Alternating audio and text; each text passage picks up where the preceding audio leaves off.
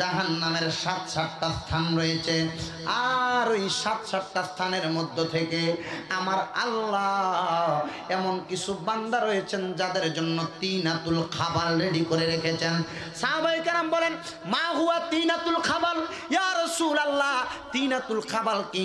আপনি নবীর কাছে আমরা জানতে চাই। নবী আমার বলেন, তিনাতুল খাবার বলা হয় ওইটাকে, অন্য জাহান্নামীদেরকে আগুনের মধ্যে পুরানোর পরে যে রক্ত এবং পুঁজগুলো বের হয়েছে, ওই রক্ত এবং পুঁজগুলোকে আগুনের পাত্রের মধ্যে করে মানুষকে পান করে দেওয়া হবে। ইয়া রাসূলুল্লাহ, নবীজি আপনার কাছে আমরা জানতে চাই ওই তিনাতুল খাবার কারা খাবে? মৃত ব্যক্তি জাহান্নামীদের রক্ত পুঁজ কারা কারা খাবে? নবী আপনার কাছে জানতে চাই। আমার নবী বলেন, জাহান্নামীদের রক্ত পুঁজ খাবে তারা যারা দুনিয়ার জমিনের মধ্যে সুদ ভক্ষণ করেছে, সুদ খাইছে, যারা হারাম খাইছে, ঘুষ খাইছে, ওই মানুষগুলা তিনাতুল খাবার খাবে। অন্ধকার কবরের মধ্য থেকে যখন তাকে হাসরের ময়দান থেকে জাহান্নামে দেওয়া হবে, আমার আল্লাহ পরের সম্পদ সুদের টাকা ঘুষের টাকা খাওয়ার কারণে ওই জাহান্নামীদের কবরের আযাব হিসেবে তিনাতুল খাবার পানির পিপাসা লাগার কারণে জাহান্নামীদের রক্ত পুঁজ দিয়ে তাকে খাবার খাওয়াইব। ওই মৃত্যুর পরে আল্লাহ পাক ওই মানুষগুলার জন্য দুইটা পজিশন রেখেছেন। সাহাবায়ে কেরাম ডাক দিয়ে বলেন, ইয়া রাসূলুল্লাহ, দুইটা পজিশন কি আপনি নবী আমাদেরকে বলে দেন। নবী আমার বলেন, ওই দুইটা পজিশনের মধ্যে সর্বপ্রথম পজিশনের নাম হচ্ছে জান্নাত, 2 নাম্বার পজিশনের নাম হলো জাহান্নাম। যদি মানুষগুলো মৃত্যু থেকে বাঁচার চেষ্টা না করে ওই মানুষগুলো জাহান্নামের কঠিন আযাব থেকে বাঁচার চেষ্টা করত, আমার আল্লাহ পাক রব্বুল আলামিন তাদেরকে জাহান্নাম থেকে বাঁচিয়ে দিতেন। ইয়া রাসূলুল্লাহ, জাহান্নাম কি এতই ভয়ঙ্কর? ওই জাহান্নাম থেকে বাঁচার কথা আমার রাসূল আপনি বারবার বলতেছেন। নবী আমার ডাক দিয়ে বলেন, উম্মত, যদি তোমরা জাহান্নামের আযাব সম্পর্কে জানতে তাহলে কোনোদিন ওই জাহান্নামের আযাবের কথা স্মরণ করে নামাজ ছাড়তে না, ওই জাহান্নামের আযাবের কথা স্মরণ করে তোমরা মওলার ইবাদত ছাড়তে না। ইয়া রাসূলুল্লাহ, ইয়া হাবিবাল্লাহ, জাহান্নামের আযাব, মানুষ যদি জাহান্নামে একদিন প্রবেশ করে মানুষ কতদিন থাকবে? আল্লাহর হাবিব বলেন, ফাদাখালান্নার, যখন মানুষগুলো ওই জান্নাতের মধ্যে যখন প্রবেশ করে ফেলবে, খালিদিনা ফিহা আবাদা, ওই জাহান্নামের মধ্যে তারা চিরস্থায়ী বাসিন্দা হয়ে থাকবে। সাহাবায়ে কেরাম ডাক দিলেন, ইয়া রাসূলুল্লাহ, ইয়া হাবিবাল্লাহ, আপনার কাছে জানতে চাই, নবী আমার আপনি বলে দেন, জাহান্নামের বিপরীত যে স্থানটা আমার আল্লাহ আমাদের জন্য বানিয়েছেন ওই স্থানটার নাম কি? নবী আমার বলেন, ওই স্থানটার নাম হলো জান্নাত। ইয়া রাসূলুল্লাহ, নবী আপনি বলেন ওই জান্নাতের অবস্থা কেমন আপনি আমাদেরকে জানিয়ে দেন। আমার নবী ডাক দিয়া বলেন, ওই জান্নাতে তো মজা, এত সুন্দর, ওই জান্নাতের মধ্যে যখন কোনো জান্নাতি মানুষ সর্বপ্রথম তার পা ফেলবে, সর্বপ্রথম প্রবেশ করবে, আমার আল্লাহ পাক রব্বুল আলামিনের জান্নাতের দরজার মধ্যে একজন নয়, 2 জন নয়, 3 জন নয়, 70 জন জান্নাতি হুর তাকে রিসিভ করার জন্য দাঁড়িয়ে থাকবে। আর ডাক দিয়ে বলবে, আহলা ওয়া সাহলা মারহাবান দুয়ুফুল্লাহ, দুয়ুফুর রাসূল, আপনাকে আল্লাহর মেহমান এবং রাসূলের মেহমান বলে বলে জান্নাতের দিকে আহ্বান করবে। আমি জানতে চাই বাবা, ওই অন্ধকার কবরের আযাবের আলোচনা শুরু করার আগে আপনারা যারা এখনো পর্যন্ত আলোচনা শ্রবণ করতেছেন, অন্ধকার কবরের আযাবের পরে আমার আল্লাহ আমাদের জন্য কি রেখেছেন সেটা তো জানতে হবে। কথা বলেন না ঠিক কিনা? নবী আমার বলেন, মৃত্যু থেকে বাঁচার জন্য আইসিইউ খরচ করে 1 থেকে 1.5 লক্ষ টাকা পর্যন্ত মানুষের মরণের আগে 8-10 লক্ষ টাকাও খরচ করা হয়, ঠিক না ঠিক? কিন্তু আমার নবী বলেন, তোমরা হাজার চেষ্টা করলে মৃত্যু থেকে পলায়ন করতে পারবে না। ইয়া রাসূলুল্লাহ, ইয়া হাবিবাল্লাহ, মৃত্যু থেকে যেহেতু পলায়ন করতে পারবো না, তাহলে আমরা কেমন করে ওই জায়গার মধ্যে বাঁচবো? নবী আমার বলেন, ওই মৃত্যু থেকে পলায়ন না করে যখন তোমরা মৃত্যুবরণ করবা, মৃত্যুবরণ করার পর তোমাদের 2টা পজিশন, একটা জান্নাত এবং একটা জাহান্নাম। জান্নাত পাবে কিনা তোমাদের এটা নিয়ে সন্দেহ থাকা আছে, সন্দেহ রয়েছে। ইয়া রাসূলুল্লাহ, ইয়া হাবিবাল্লাহকে আপনি আমাদেরকে বলে দেন, ওই জাহান্নাম থেকে বাঁচার জন্য আমাদেরকে কি কি কাজ করা লাগবে? নবী আমার বলেন, শুনো, নবীর হাদিস আমার নবী বলেন আন আবি হুরায়রা রাদিয়াল্লাহু তাআলা قال قال رسول الله صلى الله عليه وسلم কুল্লু উম্মতি ইয়াদখুলুনাল জান্নাতা, আমি নবীর সকল উম্মত জান্নাতি।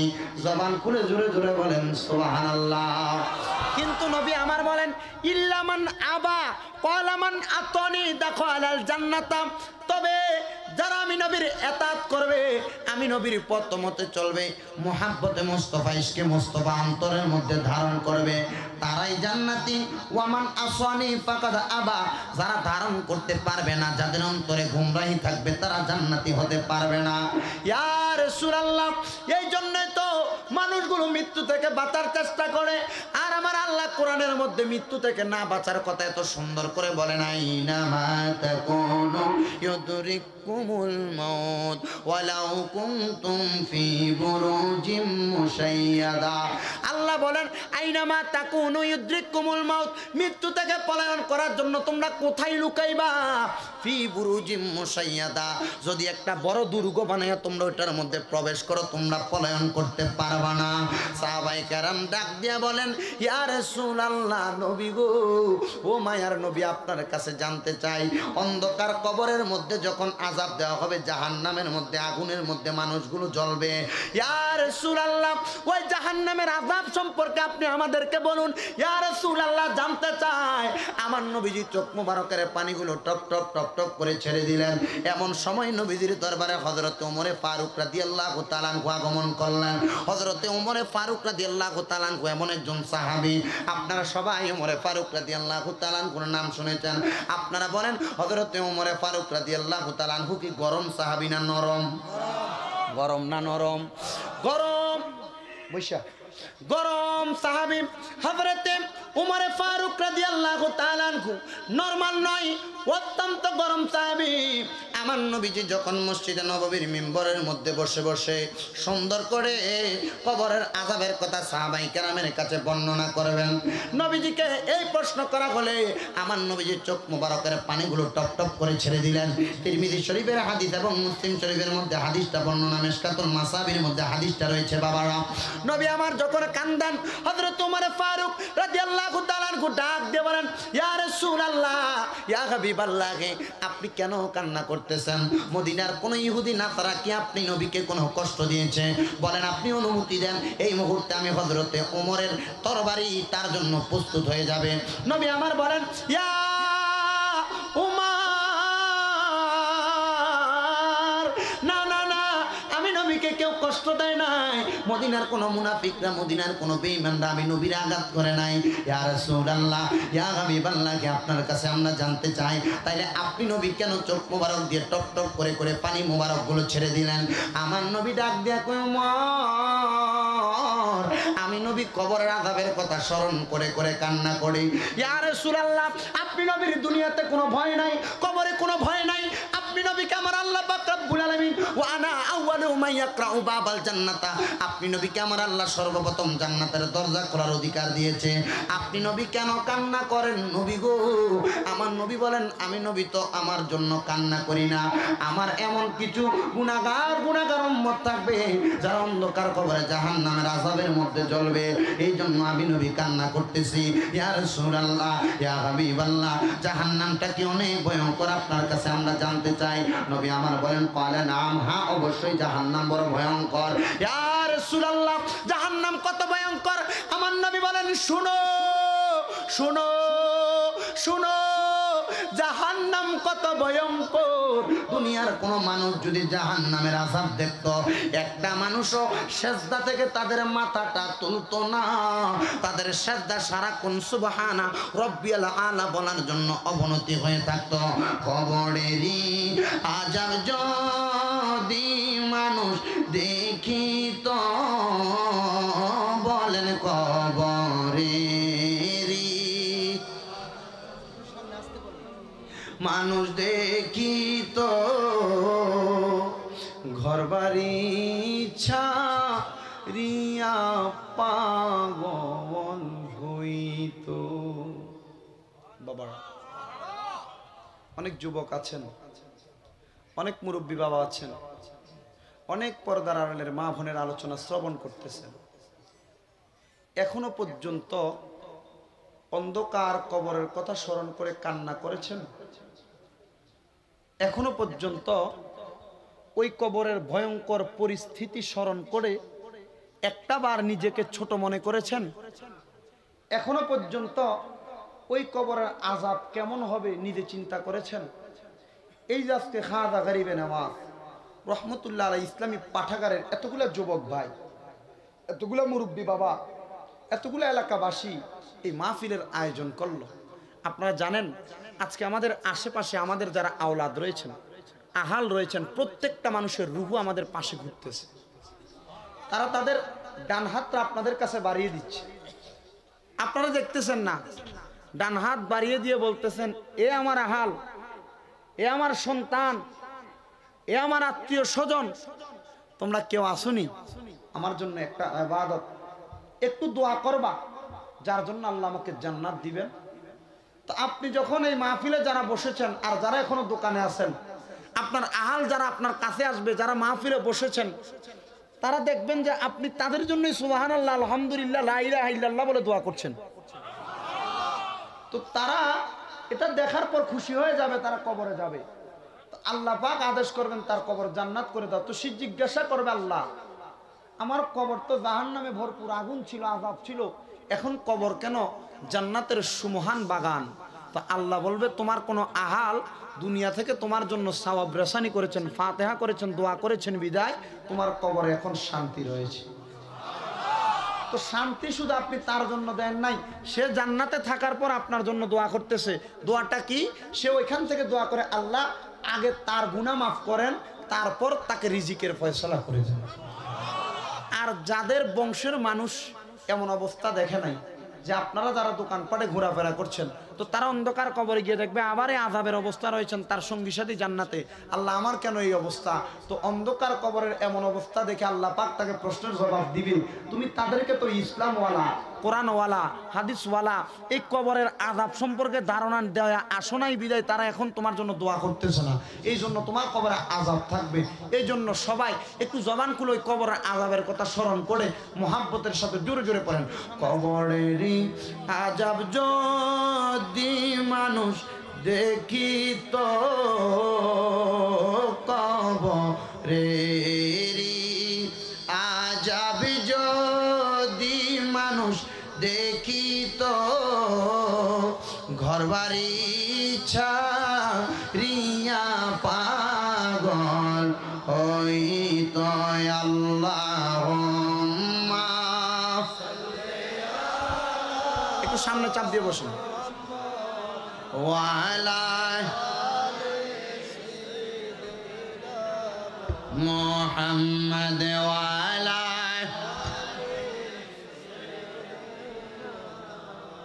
আমার বারা বাবারা, কথাটা যেই জায়গার মধ্যে ছিল, অন্ধকার কবরের আযাব থেকে কেউ আমরা বাঁচার চেষ্টা করি,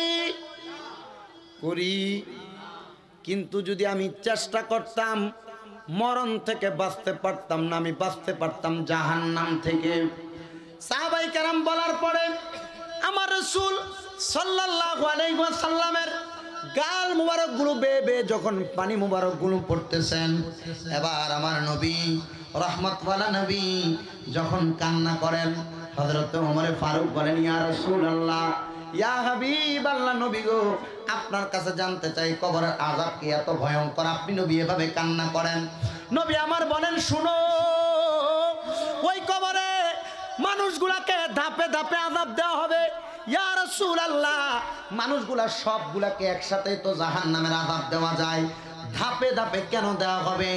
নবী আমার বলেন, জাহান্নামের কোয়ালিটি তো একটা নয়, জাহান্নামের স্থান তো একটা নয়, জাহান্নামের ৭-৭টা স্থান রয়েছে। আর ওই ৭-৭টা স্থানের মধ্য থেকে আমার আল্লাহ এমন কিছু বান্দা রয়েছেন যাদের জন্য তিনাতুল খাবার রেডি করে রেখেছেন। সাহাবায়ে কেরাম বলেন, মা হুয়া তিনাতুল খাবার ইয়া রাসূলুল্লাহ, তিনাতুল খাবার কি? আপনি নবীর কাছে আমরা জানতে চাই। নবী আমার বলেন, তিনাতুল খাবার বলা হয় ওইটাকে, অন্য জাহান্নামীদেরকে আগুনের মধ্যে পুরা পোড়ানোর পরে যে রক্ত এবং পুঁজগুলো বের হয়েছে, ওই রক্ত এবং পুঁজগুলাকে আগুনের পাত্রের মধ্যে করে মানুষকে পান করে দেওয়া হবে। ইয়া রাসূলুল্লাহ নবীজি, আপনার কাছে আমরা জানতে চাই ওই তিনাতুল খাবাল কারা খাবে? মৃত ব্যক্তি জাহান্নামীদের রক্ত পুঁজ কারা কারা খাবে নবী আপনার কাছে জানতে চাই।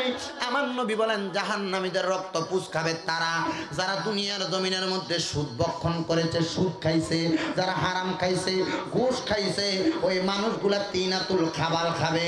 অন্ধকার কবরের মধ্য থেকে যখন তাকে হাসরের ময়দান থেকে জাহান্নামে দেওয়া হবে, আমার আল্লাহ পরের সম্পদ সুদের টাকা ঘুষের টাকা খাওয়ার কারণে ওই জাহান্নামীদের কবরের আযাব হিসেবে তিনাতুল খাবাল পানির পিপাসা লাগার কারণে জাহান্নামীদের রক্ত পুঁজ দিয়ে তাকে খাবার খাওয়াইব। আপনারা জোরে বলেন ওই সুদ ঘুষ তাইলে যদি জাহান্নামের মধ্যে আমাদের কেমন অবস্থা করে? ওই সুদ এবং ঘুষ আমরা খাবো না ছাড়বো? সাবজেক্ট সুন্দর, এই একটা সাবজেক্টের উপরে অনেকক্ষণ কথা বলা যাবে। শুধু আপনারা ধৈর্য নিয়ে বসবেন, বেশিক্ষণ নয়। জাওয়ামিল কালিম যেটাকে বলা হয় অল্প কথায় অধিক বোঝানোর চেষ্টা করব, বুঝে যাবেন। কবরের আযাবই কিন্তু জাহান্নাম, কিন্তু কবরের মধ্যে আযাব কিছু কোয়ালিটির মানুষ দেখে দেখে কবরের আযাব দেওয়া হবে, কাউকে বেশি কাউকে কম, তবে এক একটার চাইতে এক একটার মাত্রা অতিরিক্ত। ঠিক না বেঠিক? অ্যান্টিবায়োটিক যেই রোগীর ওষুধরা বলা হয়, অ্যান্টিবায়োটিক 250 mg থেকে শুরু করে 500, 1000 mg, 2000 mg পর্যন্ত অ্যান্টিবায়োটিক রয়েছে। কিন্তু জাহান্নামের কঠিন আযাবের মধ্যে এমন কঠিন আযাব একটার চাইতে একটা কম নাই, যেগুলার ধারণা করা যায় না। সর্বপ্রথম যারা হারাম ভক্ষণ করবে, সুদ ঘুষ পরের সম্পদ লুট করবে, আল্লাহ পাকের পেয়ারা হাবিব বলেন তাদেরকে তিনাতুল খাবাল খাওয়ানো হবে। এবার আমার নবী বলেন শোনো, আরেক প্রকার মানুষ থাকবে যাদেরকে একটা ছোট্ট ঘরের মধ্যে আবদ্ধ করা হবে। ইয়া রাসূলুল্লাহ ওই ছোট্ট ঘরটা কেমন? আপনি নবী বলেন ছোট্ট ঘরটা দেখতে কেমন? আমি জানতে চাই। এই যে দেখতেছেন আমার হাতের মধ্যে একটা লিফলেট দেখা যাচ্ছে, এই লিফলেটের মধ্যে একটা মানুষকে যদি বোটে চিবিয়ে যদি ঢুকিয়ে ফেলা হয়, মানুষটা কি কষ্ট পাবে কি পাবে না? পাবে কি পাবে না? আল্লাহর হাবিব বলেন একজন মানুষকে দেখা যাবে জাহান্নামের মধ্যে, একদল মানুষ ছোট্ট ঘরের মধ্যে বসে আছেন। ইয়া রাসূলুল্লাহ নবী তারা কারা? আমার নবী বলেন শোনো, তাদের পরিচয় আমি নবী দিচ্ছি। ইয়া রাসূলুল্লাহ তারা কারা? নবী আমার বলেন যারা নিজের সম্পত্তি ভাগ করার সময়, নিজের সম্পত্তি আছেন 2 শতক, 2 শতকের পাশে তার খুঁটিটাকে 2 ইঞ্চি পরিমাণ অপরের সম্পত্তির মধ্যে গাড়িয়ে দিয়েছেন, পুঁতে দিয়েছেন। আল্লাহর হাবিব বলেন ওই মানুষগুলাকে আমার আল্লাহ পাক রব্বুল আলামিন জাহান্নামের মধ্যে এমন একটা অবস্থার মধ্যে অবলোকন করাইবেন, এমন একটা অবস্থা দিবেন জাহান্নামের মধ্যে যারা ছোট ছোট ঘরের মধ্যে থাকবে, ওই ছোট ছোট ঘরগুলোর মধ্যে যখন তাদের বডিটা ঢুকে যাবে, আল্লাহর হাবিব বলেন ছোট ঘরগুলো তাকে ডান দিক দিকে চাপ দিবে, বাম দিকের পাথরগুলা দিয়ে তার ডান দিকের হাড্ডিগুলো বের হয়ে যাবে। আবার বাম দিক থেকে যখন চাপ দিবে, বাম দিকের সাটনা সিনার হাড্ডিগুলো তার ডান দিক দিয়ে বের হয়ে যাবে। এমন কষ্ট পাইব, আর জান্নাতীরা ডাক দিয়া বলবে ইয়া রাসূলুল্লাহ তাদেরকে কেন এমন কষ্ট দেওয়া হচ্ছে? ইয়া রাসূলুল্লাহ আপনার কাছে আমরা জানতে চাই। নবী আমার বলেন তাদেরকে একমাত্র কষ্ট দেওয়া হবে পরের সম্পদ লুণ্ঠন করার কারণে, অন্যের জমির মধ্যে নিজের খুঁটি দেওয়ার কারণে তাদের কেমন কষ্ট দেওয়া হবে। এবার আমার নবী বলেন আরেক প্রকার মানুষ থাকবে যাদেরকে জাহান্নামের আগুনের মধ্যে দাউ দাউ দাউ দাউ করে জ্বলতেছেন, যাদেরকে দাউ দাউ করা আগুনের মধ্যে জ্বালানো হবে, কবরে আযাব দেওয়া হবে। ইয়া রাসূলুল্লাহ নবী আপনার কাছে আমরা জানতে চাই ওই মানুষগুলো কারা? আপনার কাছে আমরা জানতে চাই। আমার নবী বলেন যারা দুনিয়া থেকে অন্ধকার কবরে গেলেন, অন্ধকার কবরে যাওয়ার পর তার এই শরীরটা পুরাটা শরীর হারাম সম্পদে ভরপুর করে কবরে গেলেন, তাদের সমস্ত শরীরটাকে জাহান্নামের আগুনের মধ্যে পোড়ানো হবে। আল্লাহর হাবিবকে জিজ্ঞাসা করা হয় ইয়া রাসূলুল্লাহ ইয়া হাবিবাল্লাহকে আপনার কাছে আমরা সবাই জানতে চাই। নবী আমার আপনি আমাদেরকে বলেন জাহান্নামের আগুনের মধ্যে ওই ব্যক্তিটাকে কেন পোড়ানো হবে? মানুষ তো তাদের জবান দিয়ে দিয়ে না মুখ দিয়ে দিয়ে জিহ্বা দিয়ে দিয়ে হারাম সম্পদ ভক্ষণ করে। ইয়া রাসূলুল্লাহ ইয়া হাবিবাল্লাহ আপনি আমাদেরকে বলে দেন আমার আল্লাহ কেন তার পুরাটা শরীরকে জাহান্নামের আগুনে জ্বালাবে? রাসূল আমার বলেন উদাহরণ দিচ্ছে, মনে করো তোমাদের কাছে 100টা সরিষার দানা রয়েছে। কয় শত? আলেম বাবাগণ আছেন? 100টা সরিষার দানা, আলাদা একটা সরিষার দানা তুমি যদি হারাম সম্পদ থেকে তোমরা নাও, ওই সরিষার দানাটা, আপনাদের কি কষ্ট হচ্ছে? এখন সাউন্ড যেটা আছে এটা যথেষ্ট না? স্পিকার দিবে? স্পিকার দিবে? এখন যথেষ্ট না? আলহামদুলিল্লাহ বাবা, যেভাবে আছে সেভাবে রাখো, আল্লাহর আচার দরকার নাই। আলোচনা তো আপনারা বসতে রাজি আছেন তো? একটু আসলে আমাদের মাহফিলগুলো সুন্দর হয়। আমাকে যখন পোস্টারটা হোয়াটসঅ্যাপে পাঠানো হয়েছে আমি দেখেই খুশি হয়েছি। আমার মাহফিল আমাকে সাবজেক্ট দিলে আমি সবচেয়ে খুশি, কারণ আহলে সুন্নাত ওয়াল জামাতের মাহফিলগুলোতে কিছু সাবজেক্ট রয়েছে, এগুলাই দেয়, আর কোনো সাবজেক্ট নাই। কি? শানে রিসালাত, শানে বেলায়াত, শুহাদায়ে কারবালা, মা বাবার খেদমত, এই 4টা বিষয় প্রসিদ্ধ, প্রত্যেক মাহফিলে আলোচনা হয়। তা আমি দেখলাম মা বাবার খেদমত এবং সাথে যেটা দিয়েছেন এটা অত্যন্ত কঠিন, কবরের আযাব কেমন হবে।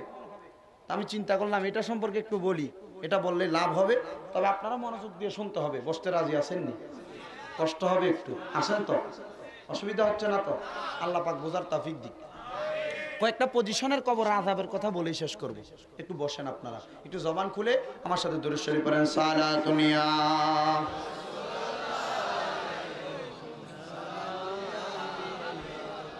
আলাইকুম, সালাতুনিয়া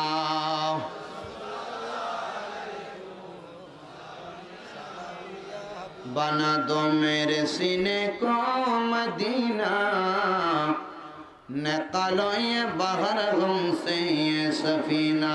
सालातुनिया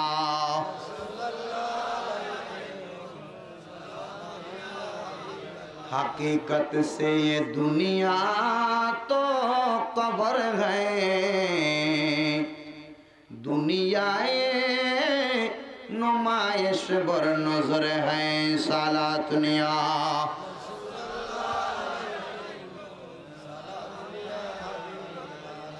আমার বাইরা বাবারা গভীর মনোযোগ নিয়ে বসবেন। 100টা সরিষার দানার মধ্যে আল্লাহর হাবিব বলেন, একটা সরিষার দানা যদি মিক্স করে দেওয়া হয় হারাম সম্পদের, যখন তুমি এটাকে মিক্স করবে, একসাথে সরিষাটাকে তৈলে রূপান্তরিত করবে, আর ওই তৈল যদি কোনো মুসলমান ভক্ষণ করে, ওই তৈল দ্বারা তার শরীরের মধ্যে কিছু রক্ত প্রবাহিত হয়। ওই রক্তগুলো প্রবাহিত হওয়ার কারণে সে তার শরীরে শক্তি সঞ্চার করে। শক্তি সঞ্চার করার কারণে ওই ব্যক্তির পুরাটা শরীরের মধ্যে রক্তটা চলাচল করে। ওই পুরা শরীরের পানির মধ্যে সামান্য পরিমাণ রক্ত অথবা চনা খারাপ বস্তু যদি আপনি দিয়ে দেন, গরুর প্রস্রাব যদি দিয়ে দেন, পুরাটা পানি নষ্ট হবে। ঠিক তেমন ভাবে পুরা শরীরের মধ্যে একটু পরিমাণ হারাম সম্পদ দেওয়ার কারণে সারা শরীর তোমার ধ্বংস হয়ে গেল। আর ধ্বংস হওয়ার কারণে আপনাকে জাহান্নামের আগুনের মধ্যে পুরানো হবে।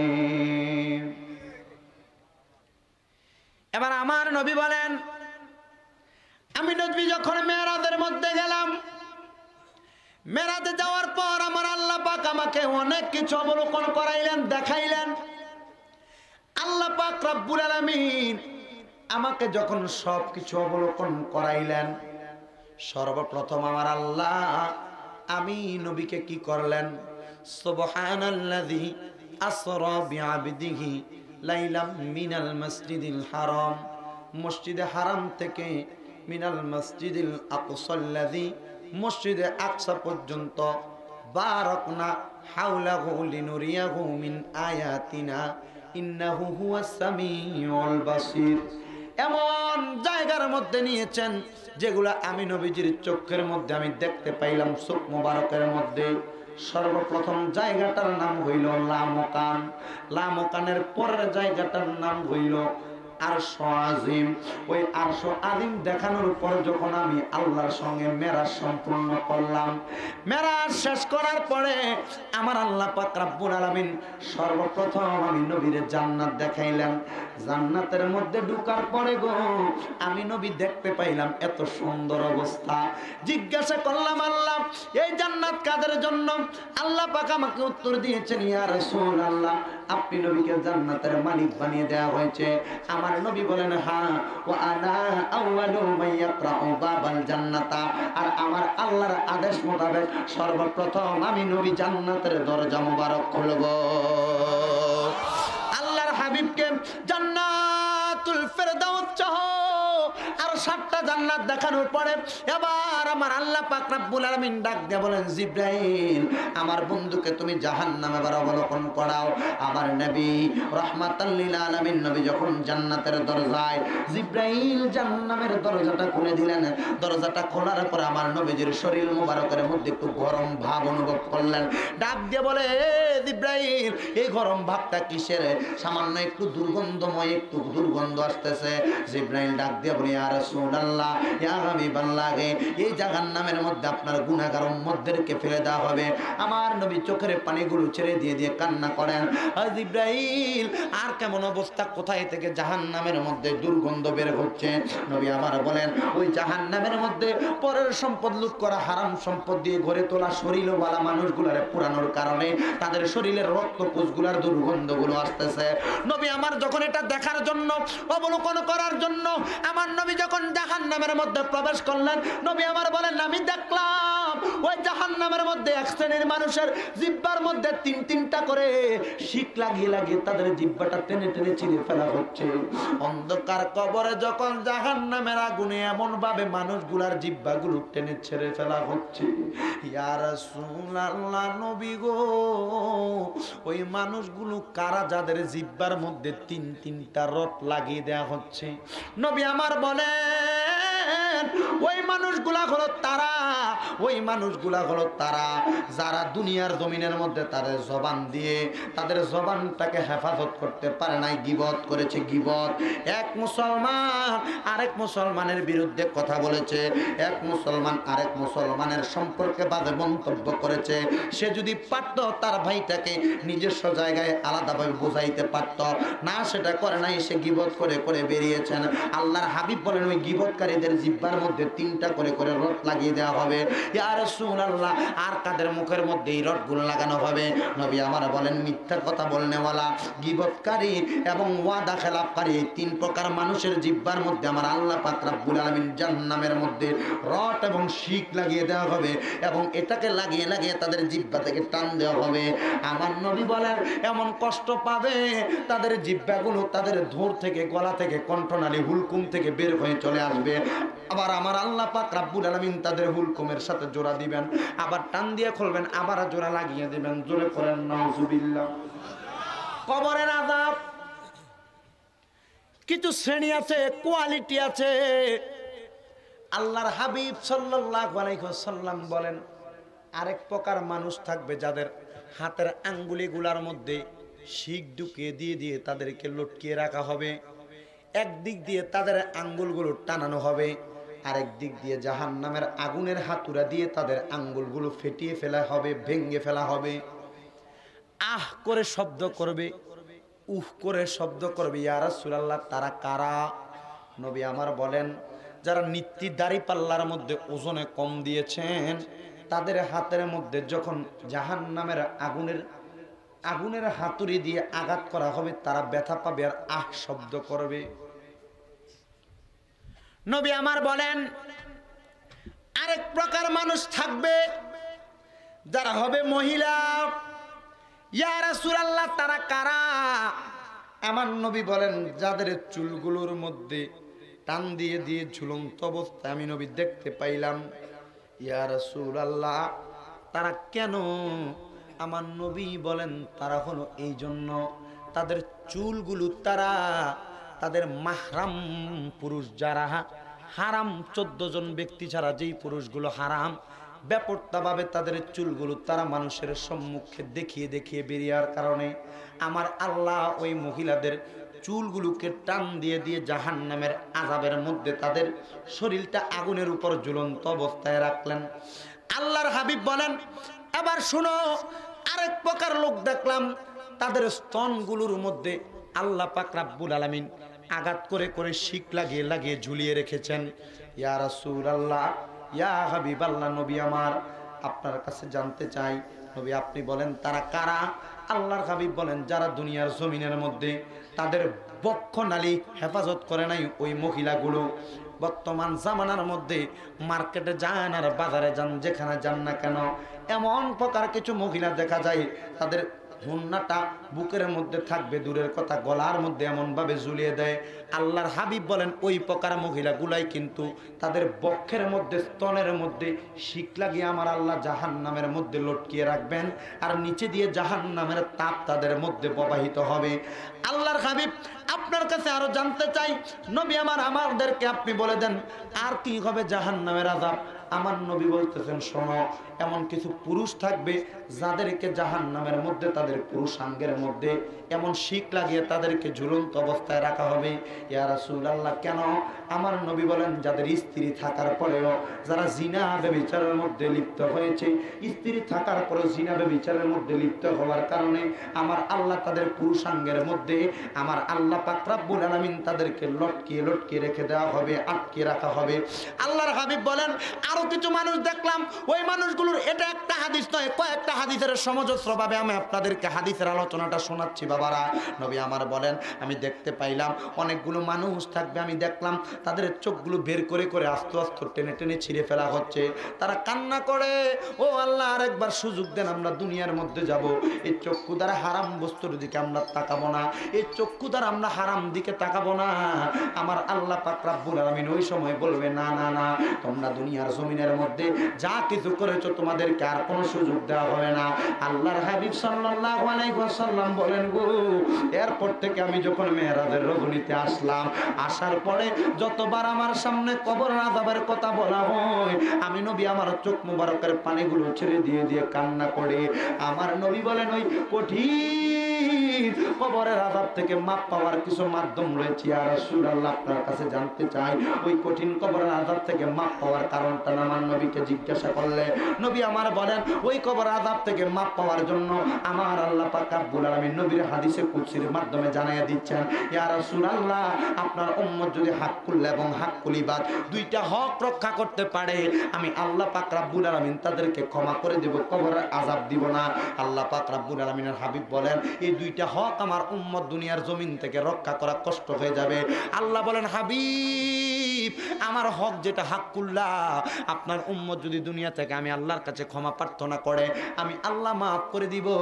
তবে যেটা হাক্কুল ইবাদ, বান্দার হক, পরের সম্পদ লুণ্ঠন করা, মানুষের এক টাকার চাইরে না এক পাই পরিমাণ সরিষা দানা পরিমাণ যদি আপনি লুণ্ঠন করেন, দখল করে থাকেন, আল্লাহ পাক রব্বুল আলামিন আপনাকে মাফ দিবেন না, মাফ দিবেন না। জোরে বলেন নাউজুবিল্লাহ। গভীর মনোযোগ দেন। পরের সম্পদ হাক্কুল ইবাদ, যেটা আপনার কাছে যারা যারা পাওনা থাকবে আপনি তাদের কাছে ক্ষমা প্রার্থনা করা লাগবে। আল্লাহ ক্ষমা প্রার্থনা করলে তাদের জাহান্নামের আগুন মাপ, জাহান্নামের আযাব মাপ, কবরের আযাব মাপ। আপনার কাছে আমরা সবাই জানতে চাই, কিন্তু আপনি আল্লাহ পাক রব্বুল আলামিনের হাক্কুল্লাহ যেটা, আপনি কিভাবে আমাদেরকে মাফ করবেন? বান্দার হক মেরে খাওয়ার কারণে বান্দা যদি মাফ করে দেয়, মাফ করা হবে,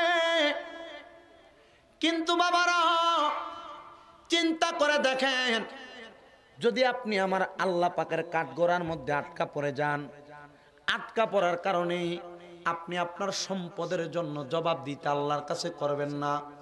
আল্লাহ পাক রব্বুল আলামিন আমার নবীর মাধ্যমে জানিয়ে দিচ্ছেন, হে নবীর উম্মতের দল, শুনে নাও, শুনে নাও, তোমরা শুনে নাও। ইয়া রাসূলুল্লাহ, আমরা কি শুনবো, আমাদেরকে আপনি জানান করে দেন। আমার নবী বলেন, তোমরা যখন গুনাহ করতে করতে করতে করতে পেরেশান হয়ে যাও, হাজার হাজার লক্ষ লক্ষ গুনাহ করে যখন তোমরা বড় পেরেশান, ওই সময় আমার আল্লাহ পাক রব্বুল আলামিন তোমাদের দর্শন দেওয়ার জন্য প্রস্তুত। মরণের 1 সেকেন্ড আগে যদি তুমি ওই গুনাহগুলা করার পর আল্লাহর কাছে একবার তওবা করো, আমার আল্লাহ পাক রব্বুল আলামিন তোমার ওই তওবার ওসিলায় সারা জীবনের হাক্কুল্লাহ গুনাহগুলো মাফ করে দিবেন, কবরের আযাব থেকে মাফ দিবেন। আমার নবী বলেন, যারা কবরে আযাব পাবে তাদের দুনিয়া থেকে শাস্তি শুরু হয়ে যায়। ইয়া রাসূলুল্লাহ, দুনিয়া থেকে কিভাবে শাস্তি শুরু হয়ে যায় নবী, আপনি আমাদেরকে বলেন। আমার নবী বলতে লাগলেন, যারা জাহান্নামী, যাদের কবরে আযাব হবে তাদের মরণটা বড় ভয়ানক। আপনাদের এলাকার মধ্যে মানুষ যখন মারা যায়, ইন্তেকাল করে, ইন্তেকাল করার সময় দেখবেন জিহ্বা বাহির করে কামড় দিয়ে দেয়, আছে না নাই? ইন্তেকাল করে যখন আপনারা লক্ষ্য করে দেখবেন প্রস্রাব করে দেয়, পায়খানা করে দেয়, আছে না নাই? শুধু তাই নয় বাবারা, যখন ইন্তেকাল করে, ইন্তেকাল করার পর চেহারা যত সুন্দর হোক না কেন চেহারাটা কালো হয়ে যায়, মায়া মোহাব্বত চলে যায়। এটা কেন? আমার নবী বলেন এটা হলো জাহান্নামীদের আলামত। শোনো, মরণটা ভালো মরণ নয়, কারণ আজরাইল তাকে বড় কষ্ট দিয়ে তার রুহুটা কবজ করেছেন। ইয়া রাসূলুল্লাহ, ইয়া হাবিবাল্লাহ, আজরাইল তাকে বড় কষ্ট দিয়ে তার থেকে রুহুটা কবজ করেছে। কেন? নবী আমার বলেন তার ঈমানটা হরণকৃত হওয়ার কারণে, পরের সম্পদ লুণ্ঠন করার কারণে। আজরাইল যখন তার সম্মুখে আসবে গো, ওই মানুষটা আজরাইলের ভয়ঙ্কর চেহারাটা দেখে প্রস্রাব পায়খানা করবে, চোখের পানি ছেড়ে দিবে, এবং দুনিয়ার জমিনের মধ্যে মানুষ জিহ্বায় কামড় দিবে। ইয়া রাসূলুল্লাহ, ইয়া হাবিবাল্লাহ, নবী আপনার কাছে জানতে চাই, কোনো মানুষ যদি প্রস্রাব পায়খানা না করে সুন্দরভাবে মারা যায়, অনেক মানুষ তো দেখা যায় মুচকি হাসিও দিয়ে যায়, নবী গো আপনি নবী বলেন তাদের মরণটা কেমন মরণ? আমার নবী বলেন তাদের মরণ হইল ঈমানি মরণ। সাহাবায়ে কেরাম ডাক দিয়া বলেন, ইয়া রাসূলুল্লাহ, এতক্ষণ তো মরণের আযাব, কবরের আযাব, মরণের কঠিন যন্ত্রণা সম্পর্কে জানলেন, এবারে ঈমানি মরণ কেমন মজাদার হবে একটু স্মরণ করেন বাবারা। আমার নবী বলেন, কোন মুসলমান দুনিয়াতে বেঁচে থাকা অবস্থায় দৈনিক যদি 20 বার মরণের কথা স্মরণ করে, দৈনিক যদি 20 বার মরণের কথা স্মরণ করে, দৈনিক যদি 20 বার মরণের কথা স্মরণ করে, আমার আল্লাহ পাকের ওই বান্দা যদি ওই দিন মারা যায়, তার মরণটা হবে শহীদের মরণ। কি মরণ? মরণেরই কথা মানুষ স্মরণ করোনা, আজরাইল আসিলে রে মন কফিয়তে চলবে না। দুনিয়ার কোনো কাজ করবেন, আপনার বন্ধু, আপনার মালিক আপনাকে কাজ দিয়েছে, বলতে পারবেন মালিক সামান্য সময় আমাকে সময় দেন, কিন্তু আজরাইল সাখারাতের বিছানায় যখন আপনার সম্মুখে চলে আসবে, আপনাকে কোনো সময় দেওয়া হবে না। একটু জবান খুলে জোরে জোরে আমার সাথে পড়েন, মরণেরই কথা মানুষ, মরণেরই কথা মানুষ স্মরণ করোনা, আজরাইল আসিলে রে মন কফিয়তে চলবে না। বলেন, আজরাইল আসিলে রে মন, যেদিন আজরাইল আসবে তোমার দ্বারে, বেঈমানে হলে রগগুলো সব ছিঁড়িয়া যাবে। যেদিন আজরাইল আসবে তোমার ধারে, বেঈমানে হলে রগগুলো সব ছিঁড়িয়া যাবে। সেই কঠিন মুসিবতের কথা স্মরণ কেন করো না, আজরাইল আসিলে রে মন কফিয়তে চলবে না, আজরাইল আসিলে রে মন। মরণ হবে যেদিন তোমার ভাই বন্ধু আত্মীয় স্বজন থাকিবে না আর। আপনারা বলেন কবরে কি আপনার সন্তান আপনার স্ত্রী পুত্র কেউ যাবে? যেদিন মরণ হইবে তোমার ভাই বন্ধু আত্মীয় স্বজন কেহ থাকিবে না আর। ওই কবরে আপন হবেন শাহে মদিনা। আজরাইল আসিলে রে মন কফিয়তে চলবে না। বলেন আজরাইল আসিলে রে মন মরণেরই কথা মানুষ মরণেরই স্মরণ করোনা। আজরাইল আসিলে রে মন কফিয়তে মরার পরে যখন যাবে কবরে কবরেরই আযাবে তোমায় ধরিবে ঘিরে। মরণের পরে যখন যাইবে কবরে কবরেরই আযাব তোমায় ধরিবে ঘিরে। ইমানদার হইলে সেথায় ইমানদার হইলে সেথায় চিন্তা ভাবনা রবে না। আজরাইল আসিলে রে মন কফিয়তে চলবে না। বলেন আজরাইল আসিলে রে মন কফিয়তে চলবে না। এ মুসলমান দৈনিক কয়বার মরণের কথা স্মরণ করবেন? আর জোরে কয়বার? 20 বার মরণের কথা স্মরণ করলে আমার নবী বলেন তার মরণটা শহীদের মরণ। সাহাবীরা ডাক দিয়ে বলে ইয়া রাসূলুল্লাহ ইয়া হাবিবাল্লাহ, শহীদের মরণ পাইলে লাভ কি নবী? আমার বলেন দুইটা লাভ।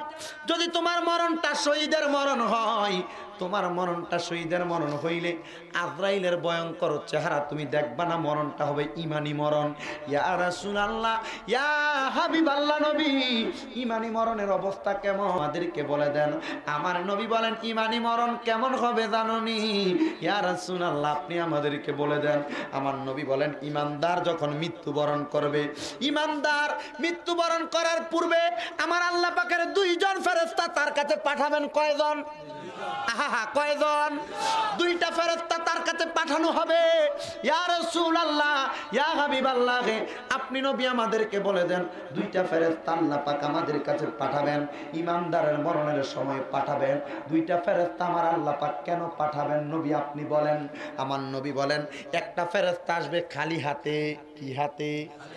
আরেকটা ফেরেশতার হাতের মধ্যে একটা কৌটা থাকবে। ইয়া রাসূলুল্লাহ ওই কৌটাটা কিসের কৌটা? আমার নবী বলেন জান্নাতি মেশক আম্বরের আতরের কৌটা।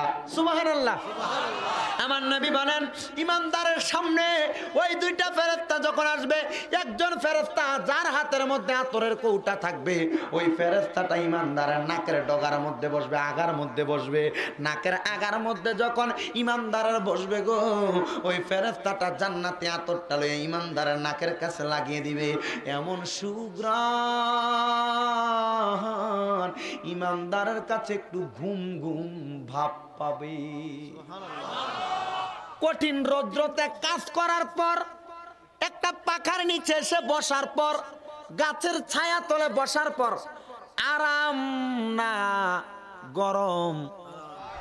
বড় আরাম। নবী আমার বলেন ঈমানদার বান্দার নাকের ডগার কাছে যখন সুন্দর সুঘ্রাণ সুগন্ধি লাগিয়ে দেয়া হবে, ওই সুঘ্রাণটা পাওয়ার পরে ঈমানদারের ঘুম ঘুম ভাব হবে। আরেকটা ফেরেশতা ঈমানদার বান্দার মাথার ডান কাছে দিয়ে যে বসবে, যেদিকে ফিরে আপনি ঘুমাবেন ডান হাত যেদিকে থাকবে ঈমানদারের মাথার ডান দিক দিয়ে বসবে।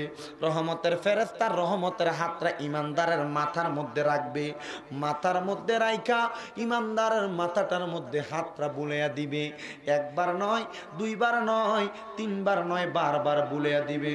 নবী আমার বলেন ঈমানদারের মাথায় যখন রহমতের ফেরেশতাটা হাত বুলাইয়া দিবে, ওই ঈমানদারটা ওই জায়গার মধ্যে ঘুমায়া যাবে। আল্লাহ ডাক দিয়া বলবে আজরাইল যাও তুমি আমার বান্দার রুহু কবজ করো। কি কবজ? আরাম, মজা। ইমানদার হইলে মজা। কি হলে মজা? আল্লাহ ডাক দিয়ে বলবে, হে আজরাইল, যাও তুমি আমার বান্দার রুহু কবজ করো। এবার আজরাইল আসবে। ইমানদার কি সজাগ না ঘুমে? ইমানদার থাকবে ঘুমে। আজরাইল এসে ইমানদারের রুহুটা থাকবে বামস্তনের 2 আঙ্গুল নিচে লতিফে কলবের পাশাপাশি জায়গায় হৃৎপিণ্ডের কাছাকাছি। ওই রুহুটা নেওয়ার জন্য যখন আজরাইলের কঠিন থাবাটা তার বুকে বসাবে, আমার আল্লাহ ওই সময় এই বুকটার জবান খুলে দিবেন। কুদরতি ভাবে রুহু ডাক দিয়ে বলবেন, হে আজরাইল, কোন জায়গা দিয়ে তুমি রুহু বাহির করো?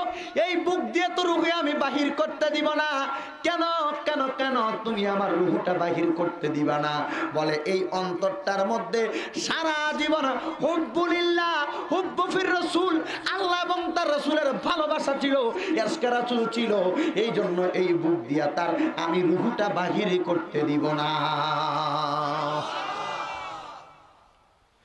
আজরাইল আল্লাহর কাছে যাবে, আল্লাহ আপনার এই রুহু বাহির হবে না কেন? এই বুকটা সদা সর্বদা মওলার জন্য কেঁদেছিল। তার জন্য তো ইমানদার বান্দা বান্দিগণ এই রুহুটা যখন তার এই বুক দিয়ে বের হবে না, আল্লাহ বলবে দেখো না অন্য জায়গা দিয়ে। তো ওই সময় ইমানদারের রুহু কপাল দিয়ে নেওয়ার জন্য আসবে। কপালের মধ্যে আজরাইল হাত দিবে, কপালের জবান খুলে যাবে। ডাক দিয়ে বলবে, আল্লাহ এই কপাল দিয়ে কিভাবে রুহু বাইর করবেন? এটা তো সারা সময় আল্লাহকে সিজদা দিয়ে সুবহান রাব্বিয়াল আলা পড়েছে। আল্লাহ বলবে যাও। এখন তো আজরাইল আবার অবজেকশন দিবে, আল্লাহ আল্লাহ পারি না, এই কপাল দিয়ে বাইর করা যায় না, কি করব? আল্লাহ বলবে দেখো না আরেকটা রাস্তা দেখিয়ে দিচ্ছি। কি রাস্তা? আমার আল্লাহ পাক রব্বুল আলামিন রাস্তা দেখিয়ে দিলেন, যাও ইমানদার বান্দাটার জবান দিয়ে পারো না বাইর করতে। জবান দিয়ে মানুষ তো জবান দিয়ে পারা যায়, তো জবানের কাছে আসে হাত দিলে জবান নিজে নিজে আল্লাহ আল্লাহ জিকির করা শুরু করে। লা ইলাহা ইল্লাল্লাহ তাওহীদ কালিমা পড়বে, মুহাম্মদুর রাসূলুল্লাহ সাল্লাল্লাহু আলাইহি ওয়াসাল্লাম ইমানের কালিমা পড়তে থাকবে, বারবার পড়বে। তো আজরাইল আল্লাহর কাছে দরখাস্ত করে, আল্লাহ এ জবান দিয়ে কিভাবে বাইর করব? এতক্ষণ বুকে হাত দিয়েছি, বুক বলছে আল্লাহওয়ালা ছিল, রসুলওয়ালা ছিল, বুকে দিয়ে রুহু বাইর করে না। কপালে দিলাম বলে সুবহান রাব্বিয়াল আলা পড়ছে, আর এখন জবানের কাছে হাত নিব এই টাইমে পড়ে লা ইলাহা ইল্লাল্লাহু মুহাম্মাদুর রাসূলুল্লাহ কালিমা তাইয়্যিবা পড়তেছে। আল্লাহ মনে হয় এখান দিয়েও দিবে না। তো আল্লাহ বলবে, আজরাইল ঠিক আছে, যাও জান্নাত থেকে একটা জান্নাতি ফল আনো। কেউ কেউ বলেছেন এটাকে আপেল, কেউ বলেছেন জান্নাতি খেজুর। সুবহানাল্লাহ।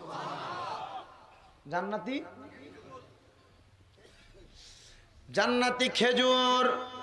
ইমানদার কি খাবারের চিন্তা করে না, ইবাদতের চিন্তা? খাবারের না ইবাদতের? ইমানদার কি ঘুমে না সজাগ? ঘুমে। ইমানদার ঘুমে। আল্লাহ যখন আদেশ করবেন, এ আজরাইল যাও যাও যাও, এই মুহূর্তে জান্নাতে একটা তুফা আপেল নিয়ে যাও অথবা তামার খেজুর নিয়ে যাও। আজরাইল একটা জান্নাতের আপেল নিয়ে চলে আসবে ইমানদার বান্দার কাছে। বান্দার চোখের সামনে আপেলটা ধরা হবে। ওই আপেলটার মধ্যে সাধারণ কোনো আপেল নয়, জান্নাতি আপেল। কারণ ওই আপেলটা জান্নাতের প্রত্যেকটা জায়গার মধ্যে আমার নবীর নাম আছে না নাই? আর সে আল্লাহর নামের সাথে নবীর নামের মনোগ্রাম আল্লাহ জান্নাতে বানালেন নবীর শানে বুঝাতে। আল্লাহ হাসর করিবেন নবীর শান বুঝাতে। বেহেশতেরি পাতায় পাতায় লতায় লতায় নবীর নাম, আর সেই আল্লাহর নামের সাথে নবীর নামের মনোগ্রাম। আর সে আল্লাহর নামের সাথে নবীর নামের মনোগ্রাম, নবীর নামের মনোগ্রাম। আল্লাহ হাসর করিবেন নবীর শান বুঝাতে। আল্লাহ দুনিয়া বানালেন নবীর। নবীর শান কি কম না বেশি? আরো জোরে বলেন, কম না বেশি? এ বন্ধুরে, আমার নবী বলেন ইমানদারের সম্মুখে যখন জান্নাতি আপেলটা ধরা হবে, ওই দুইজন ফেরেশতা ওই সময় ইমানদারের সামনে থেকে যাবে না। ইয়া রাসূলুল্লাহ, ইয়া হাবিবাল্লাহ, আপনার কাছে জানতে চাই ইমানদার বান্দাটা ওই সময় কি করবে? রহমতের দুইজন ফেরেশতা একজন ইমানদারের বুকে হাত দিবে, আরেকজন ইমানদারের মাথার মধ্যে হাত দিবে। এমন ভাবে হাত দেওয়ার কারণে ইমানদারের ঘুম যখন ভেঙে যাবে, ঘুমটা ভাঙার পরে ইমানদার আপেলটার দিকে তাকিয়ে থাকবে, লেখা লা ইলাহা ইল্লাল্লাহু মুহাম্মাদুর রাসূলুল্লাহ। ইমানদার খাবারের কথা চিন্তা করবে না, মুখে মুখে পড়বে কালিমা। আজরাইল কোন দিক দিয়া ইমানদারের রূহ নিছে ইমানদার টের পাবে না। এ মুসলমান, এ আশিক রাসূল বারা, চিন্তা করে দেখো তোমার মরণ কেমন। নবী বলেন ইমানদার টের পাবে না। 2 নাম্বার, ইমানদার যখন ইন্তেকাল করবে, ইন্তেকাল করার পর দুনিয়ার মানুষ তাকে গোসল দেয় কি দেয় না? ওই পানিটা বড়ই পাতার গরম থাকে কি থাকে না? বড়ি পাতার গরম পানি দিয়ে ইমানদার বান্দাটাকে গোসল দেওয়ার পর যখন তার জন্য কবর করা হয়, ওই কবরটা, আপনার কষ্ট হচ্ছে? আমি কিন্তু ইউটিউবের যেমন আলোচনা, গরম আলোচনা এগুলো পারি, কিন্তু আমি চিন্তা করলাম এই বাগানটা খুব সুন্দর একটা বাগান, এই জায়গার মধ্যে ওই গরম ওয়াজ না, এই নরমটাই ভালো হবে। অসুবিধা হচ্ছে আপনাদের? আমার স্টেজে তোলার সময় নাম নাকি, নাম তো ভুলে গেছি ভাইয়ের নাম নাকি, আলী ভাই, আলী ভাই, হ্যাঁ আলী ভাই, আরে ভুলে যাই তো, মৌলা আলী মুশকিল কুশার নাম তো সুন্দর নাম বেটা। আহলে বায়াতের সদস্য ফাঁক পাঞ্জাত না, হা হা, হযরত ইমাম হুসাইন রাদিয়াল্লাহু তাআলা আনহুর বাবার নাম। মারহাবা কই না? যে নবী হযরত আলী রাদিয়াল্লাহু তাআলা আনহুর নামটাকে বলেছেন কি, আনা মাদিনাতুল ইলমি ওয়া আলিয়ুন বাবুহা। আমার নবীজি হচ্ছেন ইলমের শহর, হযরত আলী সেই শহরের দরজা। আমাকে বলছে হুজুর এমন একটা ওয়াজ করবেন যেন মানুষ কান্দে। আর কানলে হবে না, মানুষ কবরের কত তো স্মরণ করতে হবে, ঠিক না? ঠিক না? আল্লাহ বুঝার তৌফিক দান করুন। আর জোরে বলেন আমিন। গভীর মনোযোগ। মানুষ কবর খনন করে কি করে না? ইন্তেকাল করার পর কবরটা খনন যখন করে, কবরটা খনন করে ইমানদারের কাফনের কাপড় দেওয়া হয় পুরুষ মানুষকে 5টা। হ্যাঁ ভুলে গেছি বাবা, আমি কিন্তু মাঝে মধ্যে ভুল বলবো। কাফনের কাপড় পুরুষের কয়টা, মহিলার কয়টা? হ্যাঁ 1 2 3, ও না ঠিক আছে 5টা। ইমানদার পুরুষ মানুষের, অথবা বেঈমান হোক, রিক্সা ড্রাইভার হোক, দামি লন্ডনী কুইতি যে হোক না কেন, পুরুষ মানুষের জন্য কাপড় আছে 3টা, মহিলার জন্য আছে 5টা। হে বাবারা ভাইয়ারা, গভীর মনোযোগ দিবেন। যখন মানুষটাকে 3টা কাপড়ের কাপড় পরানো হয়, পায়ের কাছে একটা বান দেওয়া হয়, মাথার কাছে একটা বান দেওয়া হয়, বুক বরাবর নাভি বরাবর হয়, কোমর বরাবর বুক বরাবর একটা বান দেওয়া হয়, 3টা বান দেওয়া হয়, ঠিক না বে ঠিক বাবারা? নবী আমার বলেন শোনো, যখন মানুষটাকে অন্ধকার কবরের মধ্যে নামানো হয়, 3 জন মানুষ কবরে নামে।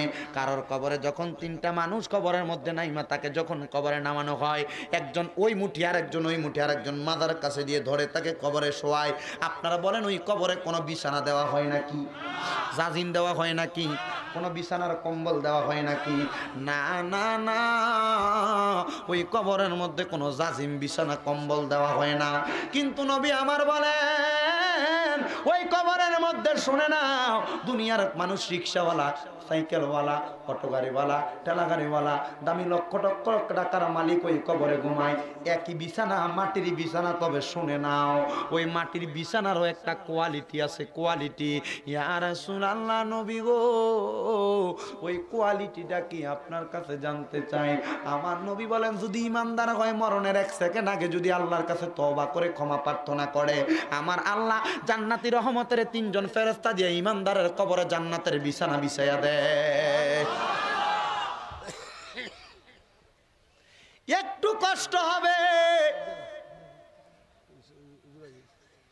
জান্নাতি বিছানা দেওয়া হবে। একটু জবান খুলে তাকবীর না হুজুর আছেন তো, অল্প একবার সামান্য। ইমানদারের মরণ হওয়ার পর তার কবরে কি দেওয়া হবে? বেহেশতের। আল্লাহর হাবিব সাল্লাল্লাহু আলাইহি ওয়াসাল্লাম বলছেন, যখন বেহেশতের বিছানা দেওয়া হবে, ওই ইমানদার মানুষটাকে কবর থেকে হাসরের ময়দানে যখন উত্তোলন করা হবে, হাসরের ময়দানে উত্তোলন করলে ইমানদার কি জান্নাতি না জাহান্নামী? জবান খুলে বলেন, জান্নাতি না জাহান্নামী? হাসরের ময়দানে হিসাব নিকাশ করা হবে। নবীর যত ইমানদার উম্মত থাকবে সব উম্মতদেরকে জান্নাতি করে দেওয়া হবে। এমন কিছু পদাতির উম্মত থাকবে যাদেরকে সামান্য একটু আমলের কারণে জাহান্নামের রাস্তা বয় করা, জাহান্নামের রাস্তা নিতে হবে। আল্লাহর হাবিব সাল্লাল্লাহু আলাইহি সাল্লামের ইমানদার বান্দা যখন জান্নাতে যাবে, ইমানদার জান্নাতে যাওয়ার পরে কয়জন হুর তাকে রিসিভ করার জন্য থাকবে? 70। কয়জন? 70 জন হুর তাকে রিসিভ করার জন্য থাকবে। বাবারা, আমার দয়াল নবী বলেন, ওই ইমানদার জান্নাতে যাওয়ার পর তার কাছে 70 জন হুর দেখার পরেও তার কাছে শান্তি লাগবে না, মজা লাগবে না, আরাম লাগবে না। ইয়া রাসূলুল্লাহ, কেন? আমার নবী বলেন, শোনো, তাকে আরো বেশি বেশি মজা এবং আরাম দেওয়া হবে। ইয়া রাসূলুল্লাহ, কি আরাম আর মজা দেওয়া হবে? নবী আমার বলেন, ওই জান্নাতে সে যা কিছু বক্ষণ করতে চাইবে আল্লাহ পাক তার জন্য তা নির্ধারণ করে রেখেছেন, সব কিছু তাকে দেওয়া হবে। কিন্তু সে স্বস্তি অনুভব করবে না। এমন সময় আমার আল্লাহ পাক ওই বান্দাটাকে প্রশ্ন করবেন, কি চাই, কেন অস্বস্তিকর তোমাকে দেখা যাচ্ছে, তুমি বলো। সে বলবে, যেই নবী আমাদেরকে বলে দিয়েছেন হাদিসের মাধ্যমে, ওয়া আনা আউয়ালু মান ইয়াকরাউ বাবাল জান্নাতা, নবী আমার জান্নাতের দরজা খুলেছেন, কথা সত্য, কিন্তু এই জান্নাতের মধ্যে আমি ইমানদার হয়ে একা একা থাকতে পারবো না। আমার মন চাই আমি আমার নবী মুস্তাফা সাল্লাল্লাহু আলাইহি ওয়াসাল্লাম মদিনার রহমতওয়ালা নবীর সাথে জান্নাতের মধ্যে থাকতে। আল্লাহ ডাক দিয়ে বলবে, বান্দা, অতি সত্বর তোমাকে তো আমার নবীজির সম্মুখে নেওয়া হবে। এবার আমার আল্লাহ পাকের বান্দাকে যখন আমার রাসূল সাল্লাল্লাহু আলাইহি ওয়াসাল্লামের সামনে নেওয়া হবে, ওই বান্দা, ওই উম্মতগুলো আমার রাসূল সাল্লাল্লাহু আলাইহি ওয়াসাল্লামকে দেখবে। আর আমার নবীজি ওই সময়ও চোখ মোবারকের পানিগুলো ছেড়ে দিয়ে দিয়ে কান্না করবেন, ইয়া রাসূলুল্লাহ, আপনার উম্মত তো জান্নাতি, আপনি কেন ওই জায়গার মধ্যে কান্না করবেন? নবী, আপনার কাছে আমরা জানতে চাই। আমার নবী বলেন, শোনো, আমি নবী এমনি এমনি কান্না করব না। ইয়া রাসূলুল্লাহ, কেন? আমার নবী বলেন, আমার উম্মতগুলো গুনাহগার, সকল উম্মত ইমানদারগুলো জান্নাতি হয়ে গেল, তবে আমি নবীর অনেক উম্মত হাসরের ময়দানে দাঁড়িয়ে থাকবে। ওই সময় আমি দয়াল নবীর উম্মতদেরকে জান্নাতি করার জন্য আমি দয়াল নবী সেজদার মধ্যে পড়ে যাব। আর আল্লাহ জিবরাইলকে দিয়ে ডাক দিয়ে বলবে, ইয়া মুহাম্মাদুর ফাউরা আসাকা, হে রাসূল সাল্লাল্লাহু আলাইহি ওয়াসাল্লাম, আপনি আপনার মাথা মোবারক উঠান। আমার নবী মাথা মোবারক উঠাবেন না। ইয়া রাসূলুল্লাহ, আপনি যা বলবেন আপনার সকল কথা শোনা হবে। ইয়া রাসূলুল্লাহ, আপনি বলুন, আপনার কথাগুলো শোনা হবে। আমার নবী ওই সময় সাজদা থেকে মাথা মোবারক উঠাবেন না, সাজদার মধ্যে পড়ে বলবে শুধু রব্বি হাবলি উম্মতি, রব্বি হাবলি উম্মতি, রব্বি হাবলি উম্মতি। যখন বলবেন, আল্লাহ পাকের জিবরাইল ডাক দিয়ে বলবেন, নবী আপনি মাথা মোবারক উঠান। আল্লাহ জিজ্ঞাসা করবে, জিবরাইল, আমার নবী কেন মাথা মোবারক উঠাচ্ছেন না? নবী আমার ডাক দিয়ে বলবেন, উম্মতি উম্মতি, আমার উম্মত জান্নাতি বানাতে চাই। এ বন্ধু, জান্নাতি বানাতে চায়। নবী আমার এই কথা বললে উম্মতের গুনাহগুলো আমার আল্লাহ দুইটা পজিশনের মাধ্যমে মাফ করে দিবেন। মাফ করার পর যখন গুনাহ মাফ, আমার আল্লাহর নবীর কাছে আবার এসে ডাক দিয়ে বলবে, ইয়া রাসূলুল্লাহ, ইয়া মুহাম্মাদুর ফাউরা সাকা, আপনি মুহাম্মদ সাল্লাল্লাহু আলাইহি সাল্লাম আপনার মাথা মোবারক উঠান। নবী আমার মাথা মোবারক উঠাবেন না। জিবরাইল বলবে, আল্লাহ আপনার নবী তো মাথা মোবারক উঠাচ্ছেন না। এবার যখন ডাক দিয়ে বলবে, রাসূল আপনি কেন মাথা মোবারক উঠাচ্ছেন না? নবী আমার বলবে, উম্মতের গুনাহ মাফ করা হয়েছে, উম্মতকে জান্নাতে দেওয়া হয় নাই। আমার উম্মত যতক্ষণ না জান্নাতে যাবে আমি নবী মাথা মোবারক উঠাবো না। ওই সময় আমার নবীকে শাফাত করার জন্য, আমার নবীর গুনাহগার কবরের আযাবপ্রাপ্ত উম্মতগুলোকে বাঁচানোর জন্য অন্তরে মুহাব্বত থাকনেওয়ালা, কবিরা গুনাহ করনেওয়ালাও যদি হয়, আমার নবী কয় শাফাতি লিআহলিল কাবাইর মিন উম্মতি, কবিরা গুনাহ করনেওয়ালা, জাহান্নামী হনেওয়ালা উম্মতদেরকেও আমার নবী কিন্তু শাফাত করবে। আমার নবী বলল, আনা আউয়ালু মান ইয়াশফাউ, আমি নবী সর্বপ্রথম শাফাত করব, এবং আমি নবীর শাফাত করার পর ওয়া আনা আউয়ালু মান তুশাফা, আমি নবীর শাফাত ওই সময় কবুল করা হবে। আর গুনাহগার কবরের আযাব করনেওয়ালা উম্মতদেরকে আমি নবী জান্নাতে নিয়ে যাব।